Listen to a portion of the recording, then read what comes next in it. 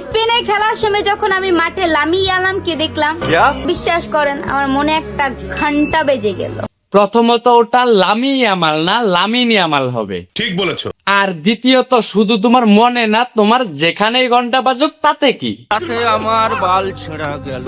যে ইস, আমি যদি এই ছেলেটাকে পাইতাম। মানে বুঝলাম না, কোথায় মহারানী আর কোথায় মহারানী।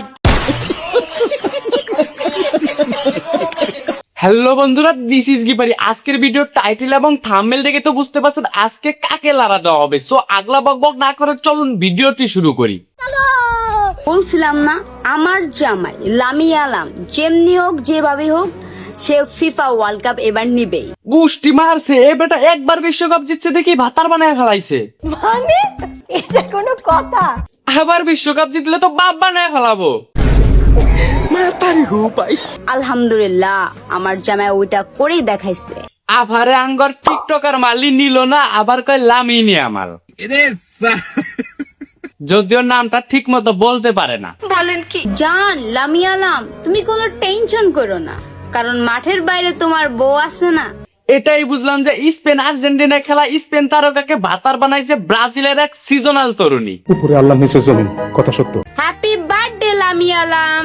আবার কয় লামি আমাল। আরে টিকটক মারানি, একবার তো নামটা ঠিক করে বল। ইচ্ছা ছিল মন থেকে তোমাকে নিয়ে পুরো স্পেন ঘুরবো। এই ইচ্ছাটা পূরণ হবে যেদিন ট্রেনের চাকায় পাম দেওয়া যাবে। সামনে আরো দূরে এগিয়ে যাও, কারণ তোমার মধ্যে ওই প্রতিভা আছে নেইমারের মতো। মানে কি, এটা বার্থডে উইশ করলো নাকি ওর হুকা মেরে দিল? কেন, কি হয়েছে? আরে ভাই, নেইমারের মতো প্রতিভা দেখালে তো হাড় হাড্ডি সব ভাঙবো।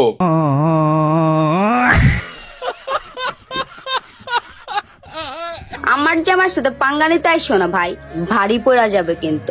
একটু চিন্তা করে দেখেন, একটা মেয়ে ঠিক কতটা বেহায়া হলে অন্য দেশের একজন ফুটবলারকে ভাতার বলে ডাকতে পারে।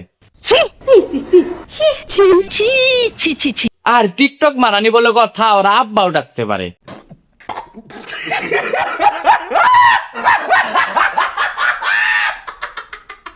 তো বন্ধুরা, আজকের ভিডিওটি এ পর্যন্তই। ভিডিওটি ভালো লাগলে অবশ্যই চ্যানেলটি সাবস্ক্রাইব করবেন, আর ফেসবুক পেজ হলে অবশ্যই ফলো করবেন। আর এই ভিডিও সম্পর্কে আপনাদের মন্তব্যগুলো অবশ্যই কমেন্টে জানাবেন।